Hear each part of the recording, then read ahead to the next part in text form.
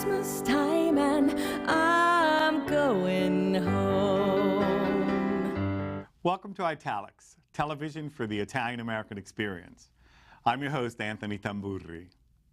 On this special holiday episode, featuring Italics' first ever culinary segments, we will learn about and how to make traditional Italian-American and Italian holiday meals, including centuries-old recipes that mirror contemporary dishes, cater to the health and environmentally conscious. Italics correspondent Lucia Grillo brings us into the kitchen with food historian Francine Segan.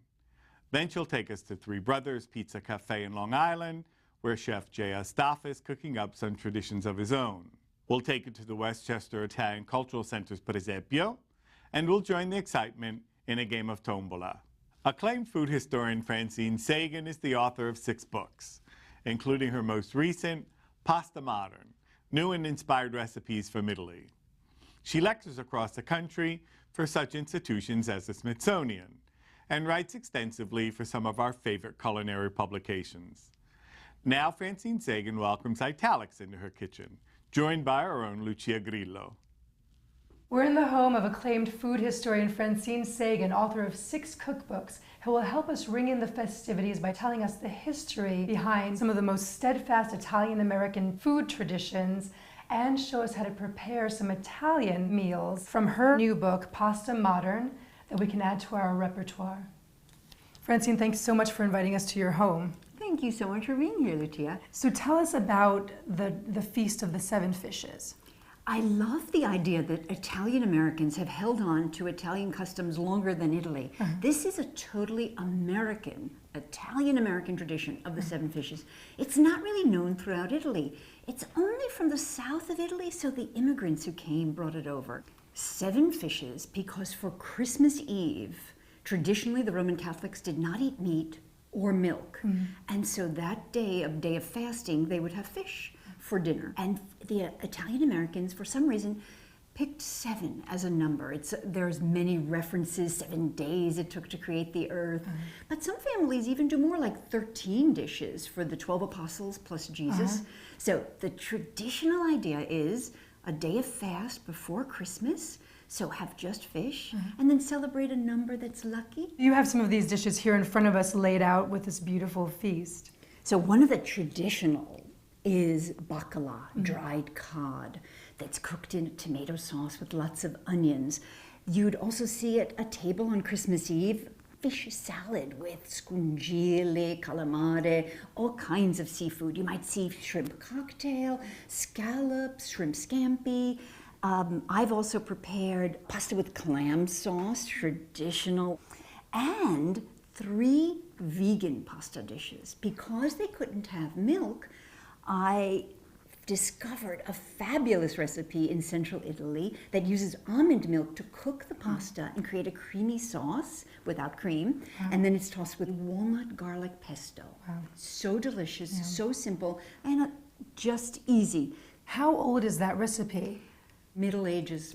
I saw it in a cookbook from the 1300s. Because we think of something, almond milk, as a modern alternative to dairy milk. One of the wonderful things about researching is that you discover that they did wonderful and interesting things in the past, and things that are actually healthy, of course because of need, either because of celebrating a holiday or health needs, but they cooked with almond milk because there were so many fast days. And it's a great trick because it gives a kind of sweetness.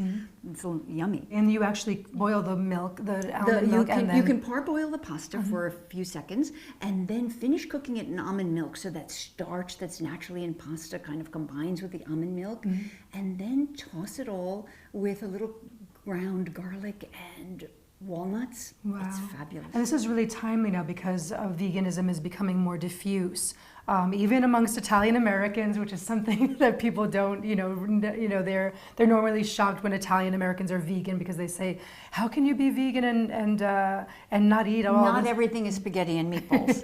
And it's also because it's a tradition. It's from the Middle Ages where they even respected more so many days, the Lent fast days. Then one of the surprises that I discovered when I was researching Pasta Modern, from Umbria, chocolate for a first course. So is this for a first course? Not We even don't have a to wait for dessert? dessert. We have it now, right now. When we start, we have chocolate from Umbria. Wow. Because Umbria in Perugia, the center of chocolate.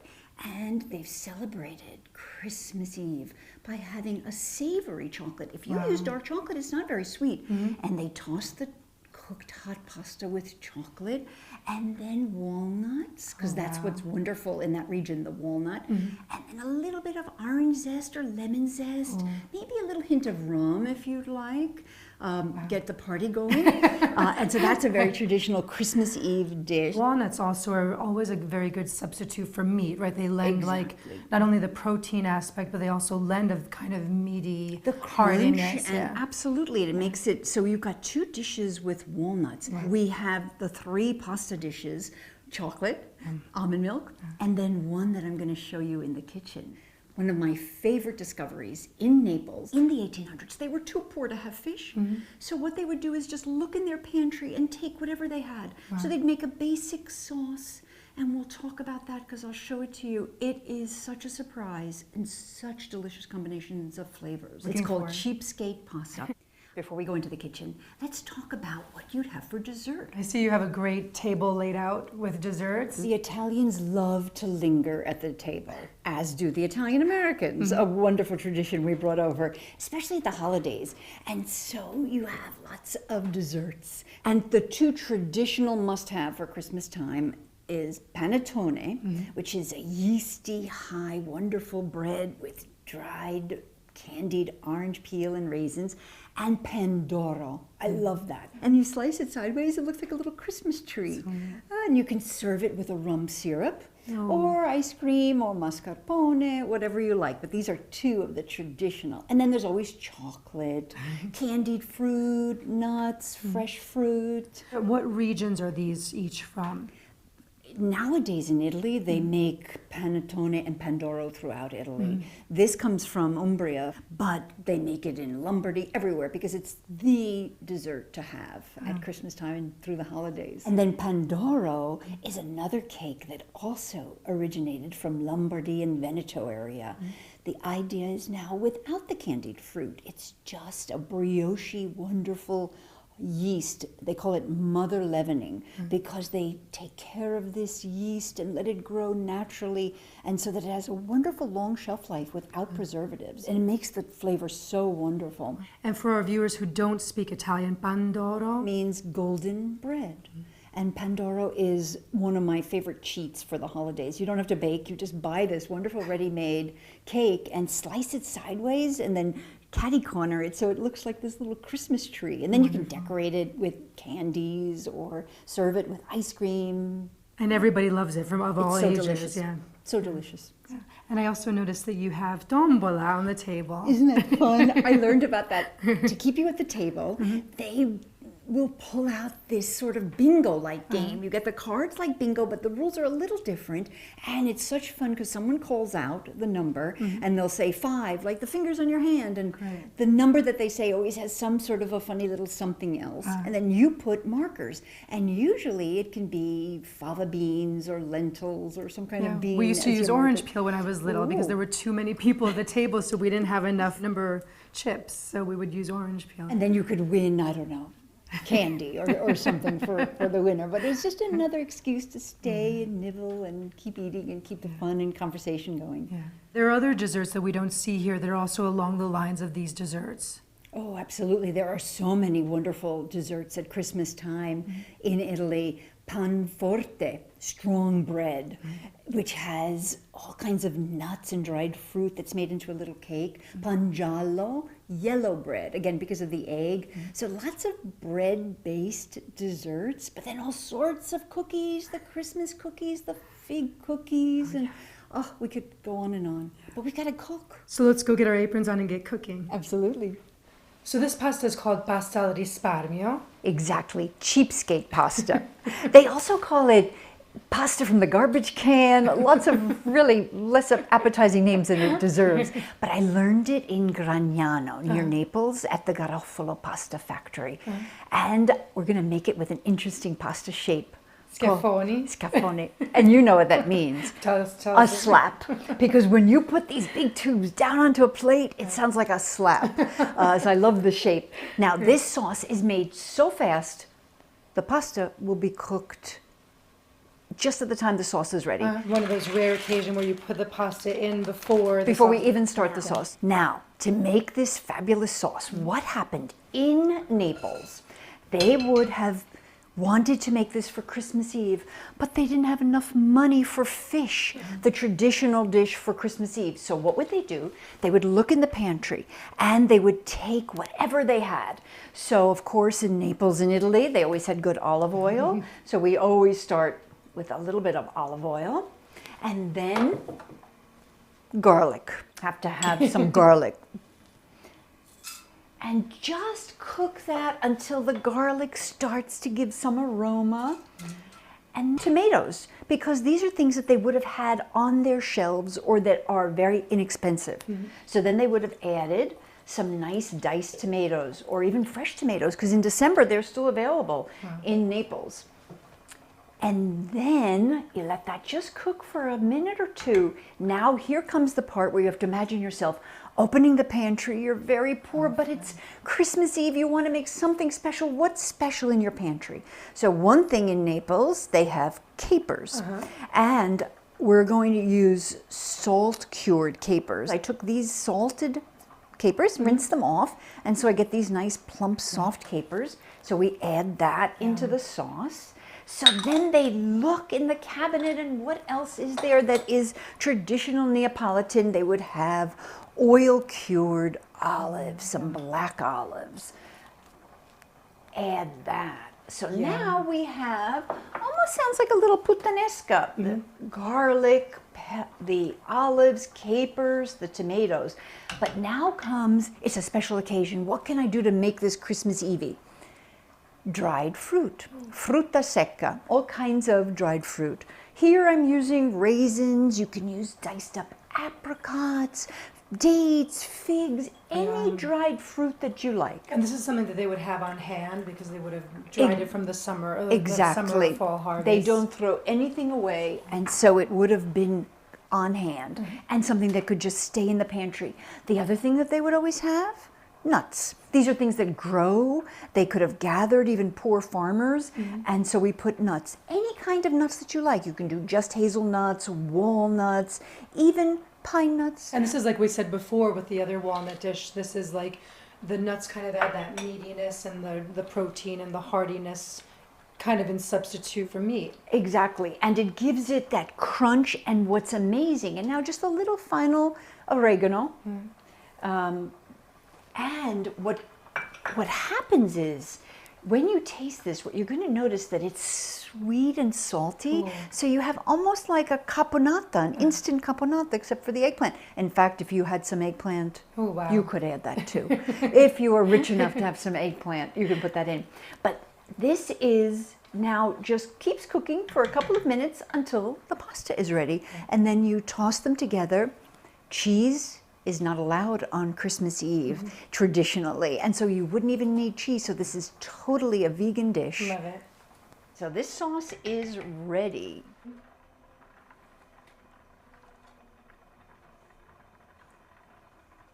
Oh wow. Isn't that nice? Oh wow. The That's capers, the olives give the saltiness, and then that sweetness from the dried fruit. Yeah. The easiest meal. So it's got a great backstory, and then it's got a little something special. Ah, buonissimo. Thank you, Francine. Buon Natale. Buon Natale. Next, we'll take you to Long Island, where Chef Jay Astafa is preparing some dishes that might surprise you and that are definitely changing the course of Italian cuisine and cuisine in general. Only 21 years old, Jay Astafa began his adventure in the culinary world when he became vegan in 2007. Creating a full vegan version of his father's Italian-American restaurant menu is just the first step in a budding career. Let's go to Lucia Grillo in Farmingdale, Long Island.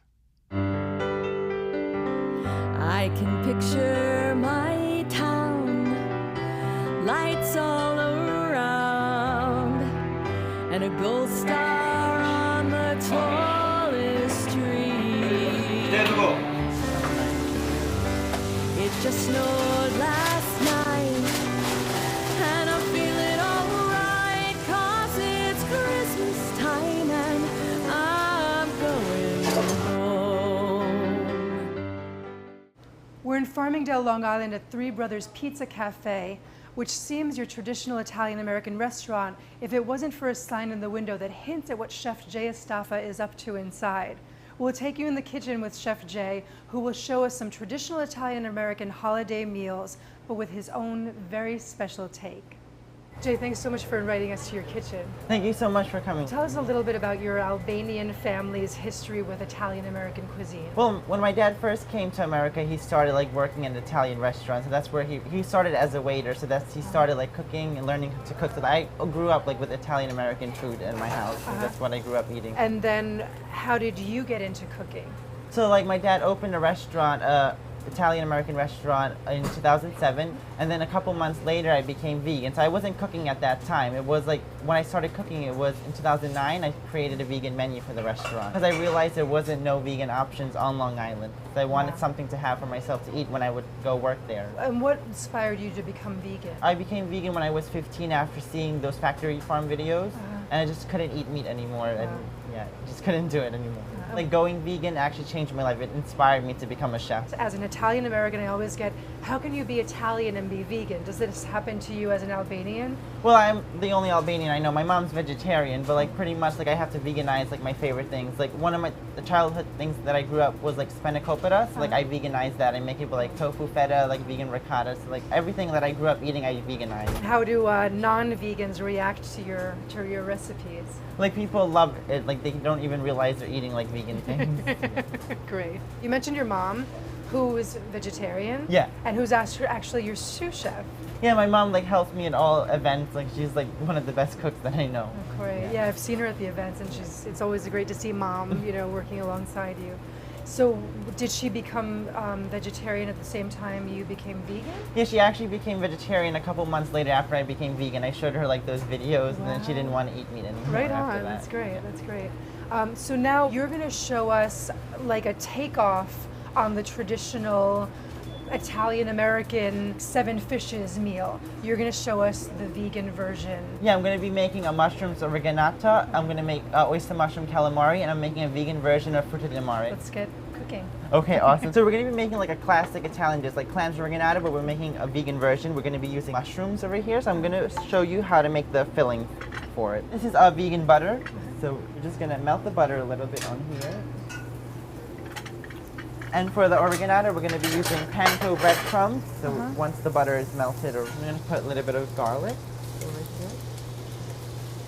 So these are like the classic ingredients that would go in a typical like clams oreganata. We're just making a vegan version. Now we're going to put the panko breadcrumbs over here.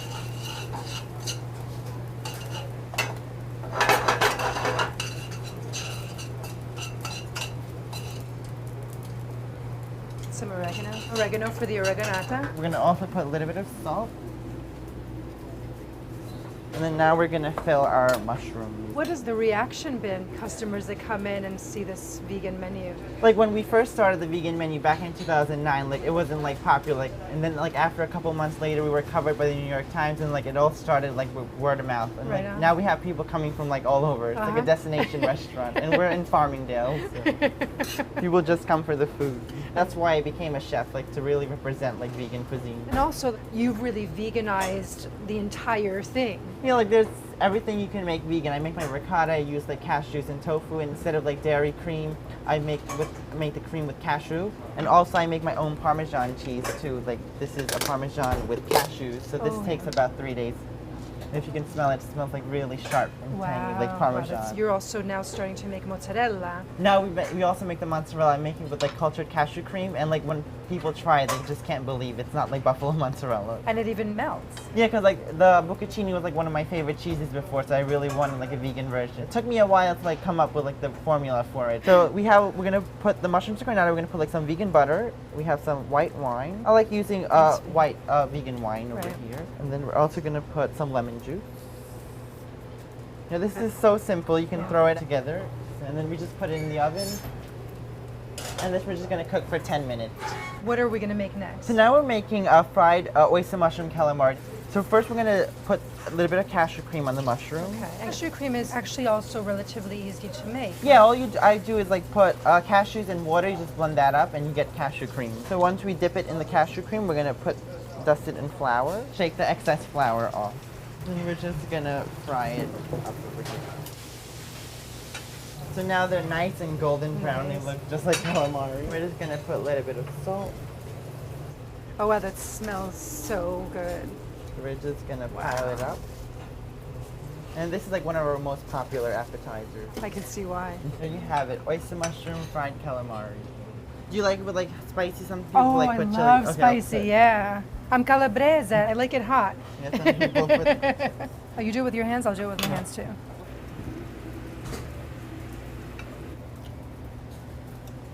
Wow, delicious. Like, even people who aren't vegan, they always love this dish. Now we're gonna plate the mushroom organ. Oh, that smells so good with the wine. Ah, it smells great. With regular clams organ, you can't eat the shells. With this, you can eat the whole thing. Oh, you're right. Yeah. That's Has like the amazing. same flavor profiles as the traditional like clams organ. Yeah, and I love the wine. You know, you can taste the wine and the mushroom actually. Yeah, that soaks up the flavor Yeah, of the mushroom. it's great. So these are better than clams. That's what you're gonna eat the whole thing. Yeah. Amazing. Great. So now we're making one of those classic Italian pasta dishes, frutti di mare with linguine. We're going to be using, these are king oyster mushrooms, and now these you can do so much things with them. Like if you cut them, you can cut them into scallops, and I've seared them just like scallops. So we're just going to cut these mushrooms to scallops. And sometimes these mushrooms come a little bit bigger, so what you can do, you can cut a hole in them, and then you can turn them into like calamari with like the actual ring. Oh, Yeah. fantastic. And these you can just pull apart with your hand. They actually have like a faint like seafood taste to them. Which lends itself well to this, you know, Like to this dish, frutti yeah. di mare. We're also gonna put a little bit of shiitake mushroom. Slice them really thin. So now we're gonna heat up a pan over here. We're gonna put extra virgin olive oil. Now our pan's hot, so we're gonna put the shiitake first.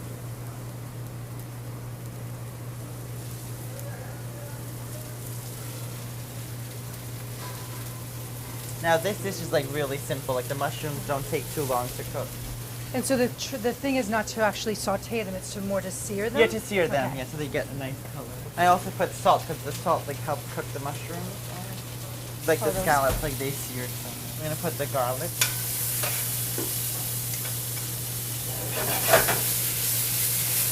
Some white wine. The marinara sauce we made with San Marzano tomatoes, a little bit of garlic, and olive oil.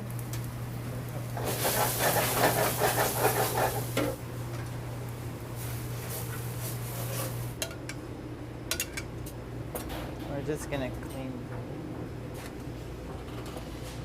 And now we're gonna top with the cashew parmesan. Oh, fantastic. cheese. Frutti di mare with linguine. Wow. Whoa, It's just kind of like the flavor explodes in your mouth. so great. Mmm, fun. Wow, bravo. Thank you. This is a perfect way for us to start off the holidays. Thank you.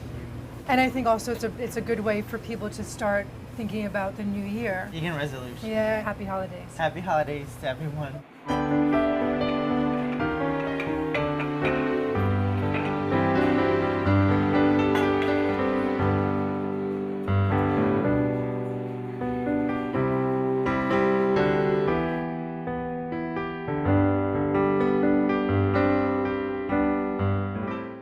The presepio has long been a staple in the homes of Italian Americans who celebrate Christmas. Italics visits the Westchester Italian Cultural Center to view their annual display and talk with Program Director Lucia Grillo about the origin of the presepio and the particular one housed in Tuckahoe, New York. This is the 7th year that you've had this presepio here. Yes, it is the 7th year that we are presenting the presepio every year. Every time it looks different. Every time we change the display of the statuette, of the different section. So I always have a different flavor, a different appeal every year. And people come back year after year. It's nice how it's becoming a tradition here in Westchester to come and visit Presepio before and after the holidays. So tell us a little bit about this particular presepio. This presepio was made in Naples, and it arrived in the United States in the early 80s. We rescued the presepio because it was about to be destroyed. And also, we don't have all the section of the presepio. It was made of many more sections, many more part of the landscape. They're not all here. Some of the sections were destroyed. We hope that we'll be able to restore the presepio pretty soon to its original size. It was 12 by 32 feet, so it was quite large. It has about over 400 statuettes. And yes, that will be the dream, to be able to restore our presepio to the original size. How would you go about restoring it? Well, we have to contact some artists, some presepiari, hopefully, maybe from Naples or maybe local people, we'll see. It's really great to stand here and imagine the different scenarios. There's really so much detail. Sure, yes. It changes every year, like I said, and we'll always find a little twist, something different. Our volunteer put this together every year.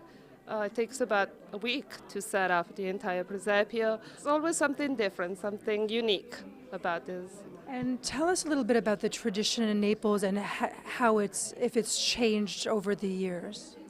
Well, in Italy, it's part of our tradition to set up and display the nativity scene next to the Christmas tree. It's more about the presepio than the Christmas tree in Italy. It's actually, that's the tradition. In Naples, of course, the presepio went into different scale, and they're so great in coming up with new idea, new statuette every year. As you know, there is the street San Gregorio Armeno, where you can find all different artists on one side of the street, the other side of the street. During the holiday, you cannot even walk through the street because too many people are there. But yes, it's part of our traditions to display the presepio for the holidays. Do you have something that you look particularly forward to as far as traditions for the holidays? Well, the presepio, it's my tradition for the holiday, definitely. In my home, here too, that is part of the traditions. Full from your Vigilia feast? Take a break between the fruit and dessert courses to play a few rounds of tombola. Let's take a look as New York Italians raises funds for its Italian language scholarship by hosting an evening of this Italian version of bingo. Le numeri sono terno, 4 quaterna, 5 cinquina e tutti i numeri e tombola. 77 il diavoli. 85 85 l'anima del purgatorio. 49 49